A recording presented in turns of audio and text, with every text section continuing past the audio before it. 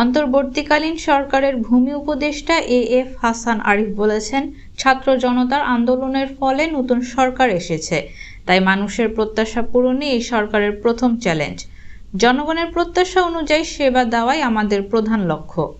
সোমবার মন্ত্রণালয়ের ভূমি ভবনের সম্মেলন কক্ষে মন্ত্রণালয় এবং আওতাধীন বিভিন্ন দপ্তর ও সংস্থার ঊর্ধ্বতন কর্মকর্তাদের সঙ্গে মতবিনিময়ের সময় প্রধান অতিথির বক্তব্যে এসব কথা বলেন তিনি। এরপর মন্ত্রণালয়ের কর্মকর্তাদের সঙ্গে পরিচিত হন। এ সভায় স্বাগত বক্তব্যে ভূমি সচিব মোহাম্মদ খলিলুর রহমান মন্ত্রণালয়ের সার্বিক কার্যক্রম তুলে ধরেন।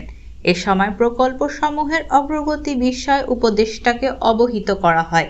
বিভিন্ন প্রজেক্টের তথ্য ও সফটওয়্যার দ্বারা কিভাবে জমি জমার কাজ পরিচালিত হবে সেগুলোর তথ্য জানানো হয় ভূমি উপদেষ্টাকে।